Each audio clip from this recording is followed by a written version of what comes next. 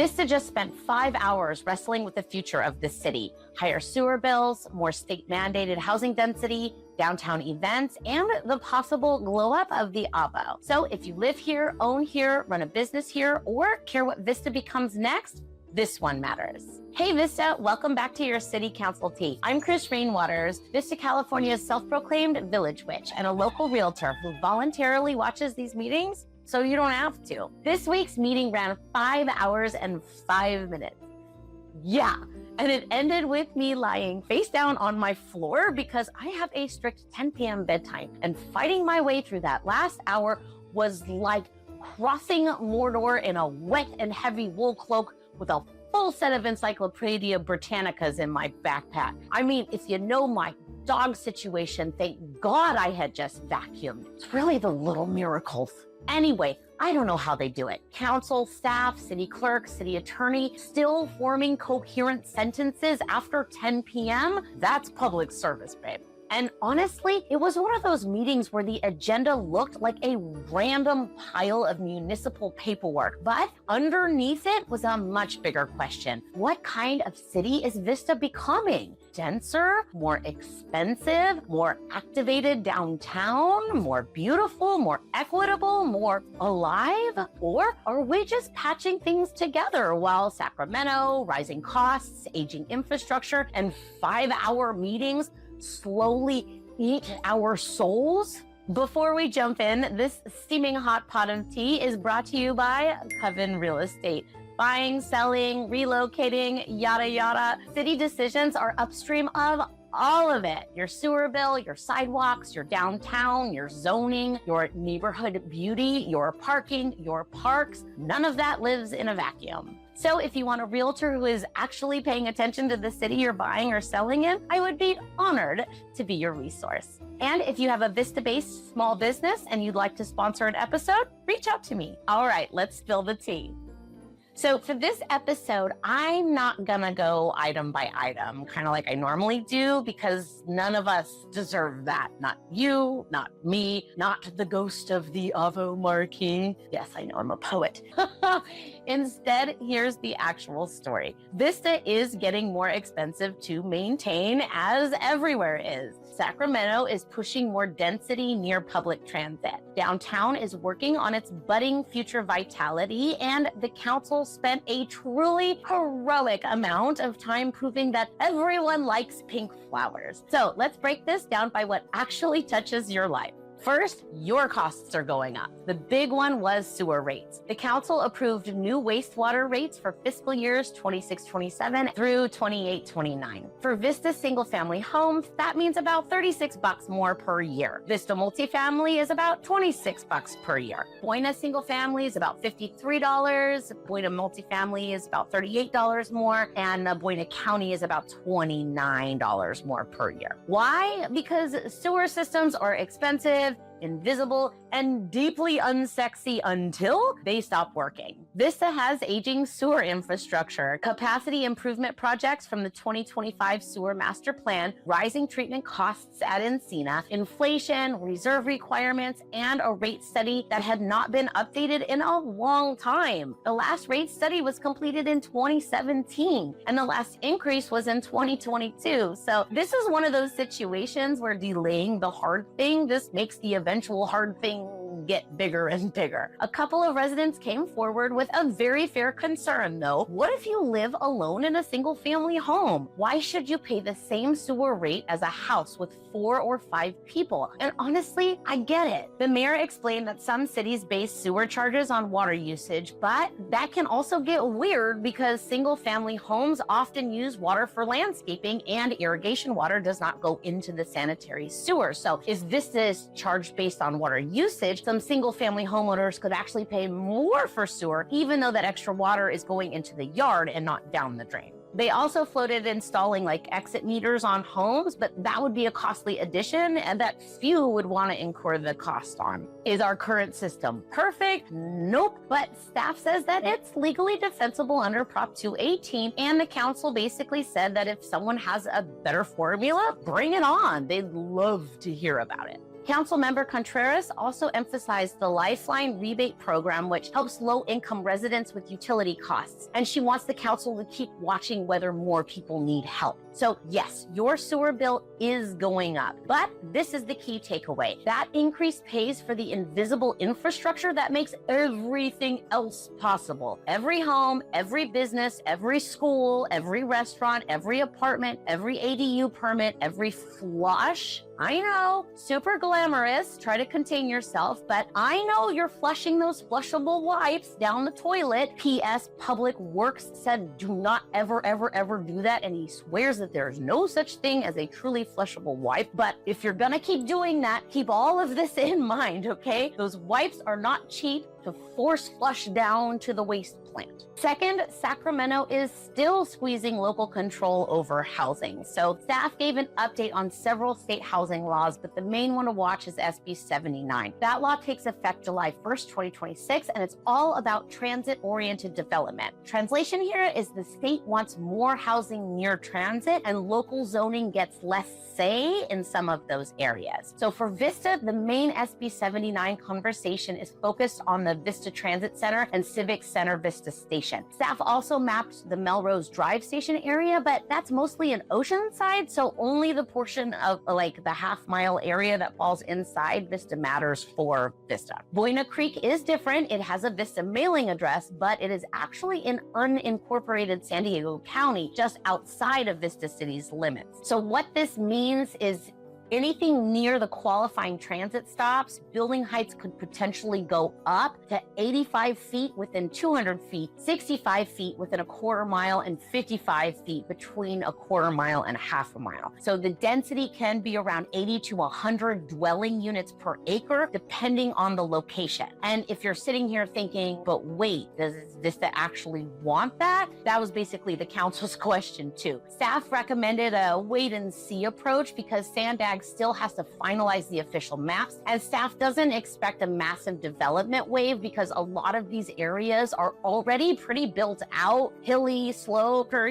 just difficult to redevelop. But the bigger point is this: the state is continuing to narrow local control over housing density near transit. And Vista's general plan update already contemplates higher density downtown. So in some places, the city may already be moving in that direction anyway, but that doesn't mean that there won't be tension. Mayor Franklin was clearly concerned about density, parking, and whether these kinds of developments actually match what people want Vista to feel like. Councilmember Contreras asked what the city can actually do in the general plan to reduce some of this density pressure. And the answer was basically, not much. Maybe move some density around, but the capacity still has to be there. And this is why council city meetings matter even when they sound boring, because if you live near downtown, Civic Center, Melrose, or the Sprinter Corridor, these state housing laws are not abstract. They may shape what gets built near you, how tall it can be, how dense it can be, and whether the city can require parking. So when people say, why didn't the city stop this? Or why didn't the city require more parking? The answer might be because in some cases they legally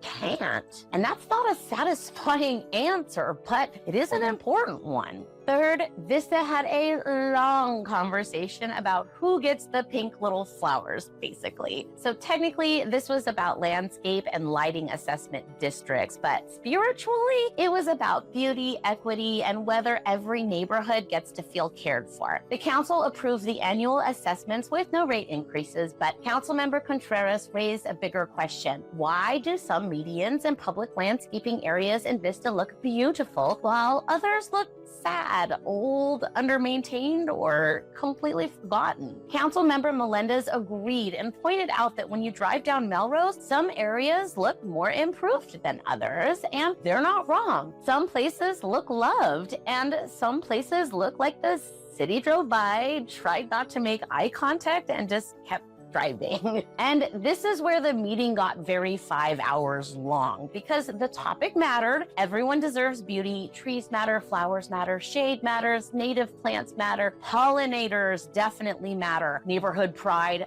absolutely matters. And yes, everyone deserves the little pink flowers, but there also seemed to be some confusion about who is actually paying for what, which tells me the deeper issue may be public education and clearer staff framing, not 5 people discovering assessment districts in real time while I slowly lose the will to sit upright. Staff did clarify that the South Melrose Maintenance District itself does not currently have general fund subsidy. The funding structure is more complicated than one neighborhood is directly taken from another, but the visual reality still matters, because if you live in a part of Vista with bare medians, struggling trees, or no shade, you do not experience city beautification as an accounting category. You experience it as, why does their street look awesome and mine doesn't? Like, the grass is literally greener over there. And this is where my real estate brain kicks in. Beauty is not fluff. Tree canopy, medians, shade, walkability, flowers, native plants, and well-maintained public spaces affect how people feel in a neighborhood, and how people feel in a neighborhood affects value. So yeah, this conversation matters, but hopefully next time we can get a clearer map, clearer numbers, and maybe spare all of us the live group therapy session on municipal flowers. Fourth, recreation fees are going up too. I'm going to keep this tight because the conversation was long and I care about you. So a lot of recreation and community service fees are going up about 4%. So that includes things like sports fields, courts, facility rentals, wave water park admission, and programs. Some of these fees had not changed since like 2012, 2014, or 2016. So staff is trying to catch up gradually instead of waiting and doing a giant jump later. The Moonlight Amphitheater was the spiciest part. So staff recommended a 10% increase to adult tickets for the 2027 summer season, with the highest ticket going from about $71 to about $78. The goal is to keep the Moonlight financially sustainable while still keeping lower priced seats available. Then there was a whole debate about reserved lawn seats, not the general lawn way up top, but the reserved lawn sections behind the orchestra where you sit in lower lawn chairs instead of those hardback stadium seats. Staff suggested pricing those like reserved hard seats because the view is similar, but council members pushed back because the experience is not the same. Different chair, different comfort, different accessibility, different vibe. And after a lot of discussion, they landed on a compromise. Reserved lawn seats go up 15%, orchestra adult seats go up an additional $2, season ticket equivalents adjust too, and the full fee package passed unanimously. So yes, if you use city recreation facilities, the Wave, the Moonlight, or city rentals, expect some fee increases. Nothing wildly dramatic, but again, the theme of the night is everything costs more now, even civic fun. Fifth, city approved a few actually clean, useful wins, and thank God, because by this point of the meeting, I really needed one. So the council approved a pavement trenching moratorium. So basically, if the city just paved a street, utilities and other agencies should not come right behind and cut it open unless it is absolutely necessary. The new standard creates a 5-year moratorium on trenching newly paved streets and a 3-year moratorium for slurry overlay streets. And as someone who has watched beautiful new pavement get sliced open like municipal lasagna, amen. Protect the pavement. So this passed unanimously. The council also approved a one-time $20,000 grant to the Vista Community Clinic for refrigeration equipment. So that refrigeration is going to support a new resource area distributing food, diapers, hygiene products, and perishable foods like produce, milk, meat, and proteins. Fresh, healthy food, not just shelf-stable emergency crap. This is exactly the kind of thing that local government can do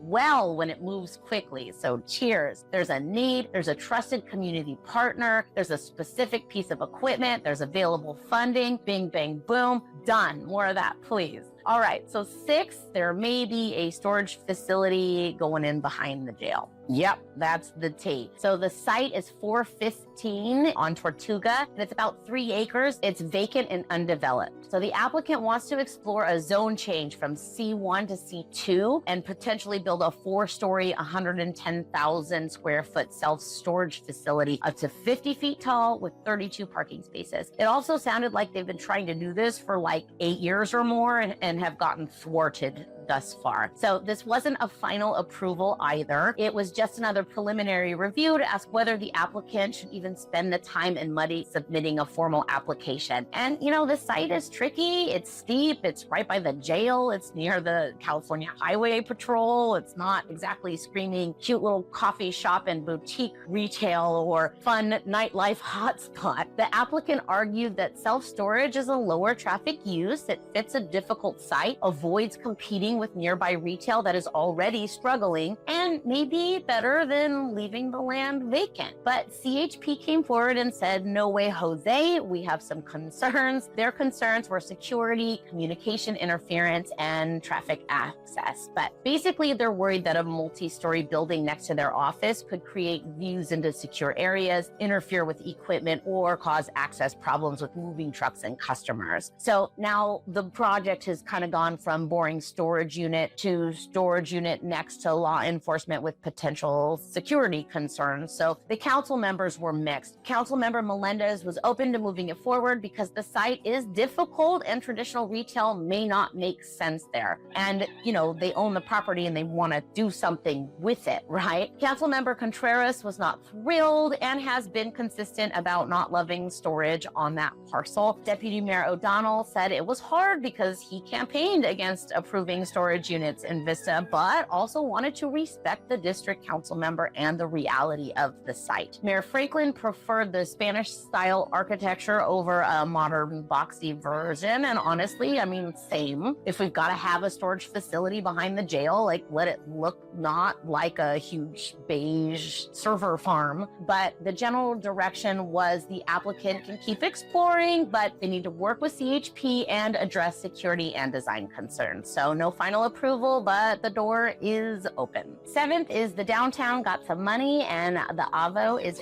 waking up. So this was the strongest part of the meeting for me. The Central Vista Business Improvement District Advisory Board, or CVBID, recommended allocated $90,000 of a one-time $100,000 council allocation to downtown events, with $10,000 held as a contingency. The events include Rod Run, Fright Night, Cowboy Christmas, K-Pop Anime Fest, San Diego Beer Week, and Dia de los Muertos. The two biggest allocations were $25,000 each for Rod Run and Fright Night. There was a lot of questioning around the Rod Run getting $25,000. Councilmember Contreras wanted more justification. Deputy Mayor O'Donnell wondered whether some of that money might be better used for Beer Week or Rhythm and Brews or whatever it's called. I'm sorry, I'm not really a beer person. I've got food allergies, so I'm a little out of the loop with the drinking fests around here. So if I've misnamed something, just correct me in the comments. Anyway, so the CVBID folks explained that Rod Run has been around for 36 years and it's one of Vista's longest running events. It is expensive to produce and they are trying to evolve it by adding things like an off-road component to attract a younger audience. And that part matters because nostalgia alone is not a strategy. If an event does not evolve, eventually it becomes a museum of itself. But if you can keep the soul of it and expand the audience, now we're talking. TJ from CVBID also pointed out the event costs roughly $3.12 per person based on attendance. And I agree with Mayor Franklin here because the numbers matter. Because it's not just marketing, although $3.12 cost per lead is absolutely fantastic in that world, but it's also community building. How much does it cost to get people downtown, walking around, eating at the restaurants, seeing each other, and remembering that Vista is a real place and not just a collection of errands? That's the math. Councilmember Contreras still made it clear that she wants more communication, more reporting, more data, and more clarity on what success looks like. And yeah, same. If public money goes into events, we should know what it did. Attendance, business impact, marketing reach, cost per attendee, which events are growing, which ones are sentimental but fading, which one brings locals, which one brings visitors, which one actually helps downtown businesses. Speaking of, did anyone catch the Strawberry Festival? Oh my God, what a day. We nearly sold out of strawberry shortcake at the Vista Pop Warner booth. It was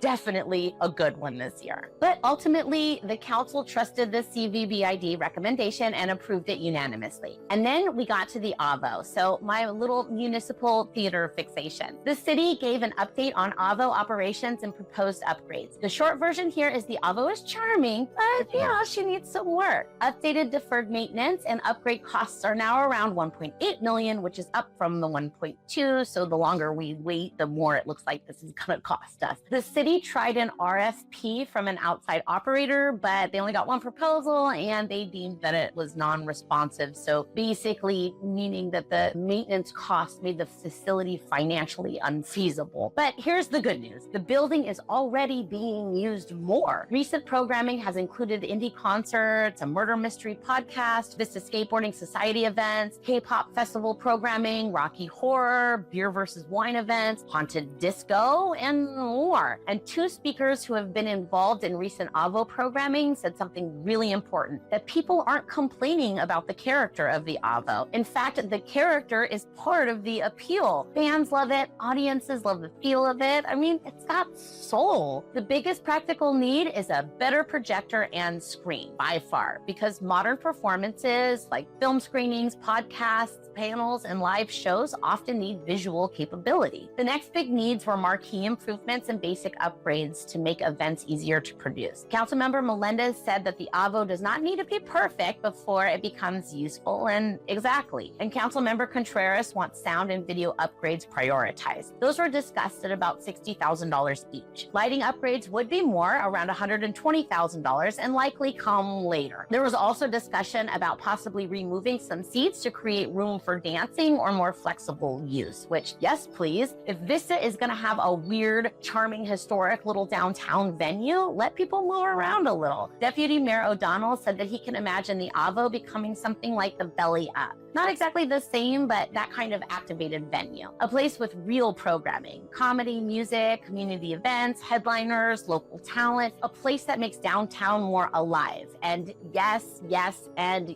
yes, because right now the AVO is one of those assets that makes you want to shake the city gently by the shoulders and whisper, do you know what you have? A historic theater in the middle of downtown, in a city that desperately wants more downtown activation, in a region where people will absolutely go to unique venues if the programming is right. It's not a liability. That is a sleeping spell. Wake her up.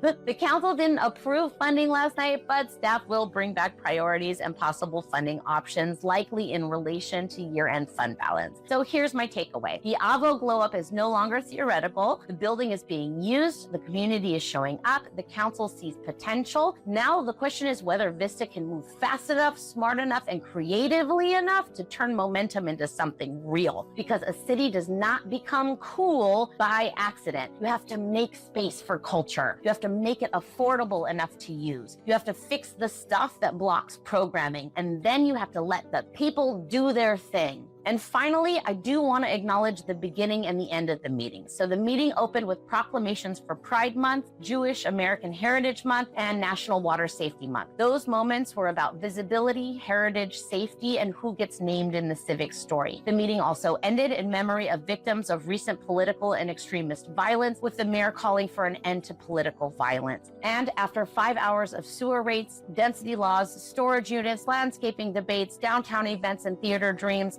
that ending mattered, because underneath all of this is the same question. How do we live together? How do we build a city where people are safe, seen, housed, connected, and proud of where they live? And how do we do that without making everyone sit through 5-hour meetings every 2 weeks? That's why I do this, because Zillow cannot tell you what kind of city Vista is becoming, but the city council can. So here's what actually mattered from the meeting. Your sewer bill's gonna go up. The state is pushing more density near transit. Vista needs clearer conversations about beauty, equity, and who pays for what. Recreation and moonlight fees are going up. A storage facility behind the jail is still possible. Downtown events got funded, and the AVO is waking up. If you're thinking about buying, selling, downsizing, or relocating in Norris County or Lake Arrowhead, I am Chris Rainwaters with Coven Real Estate. Like this video, share it with a neighbor who still thinks the city council meetings don't affect them, and drop a comment. What do you want Vista to invest in first? The AVO, downtown events, sidewalks and streets, beautification, housing, or just please, for the love of all things holy, the sewer system? And if you made it this far, congratulations! You survived the 5-hour council meeting without actually attending the 5-hour council meeting. I'll see you in the next one, but hopefully sooner.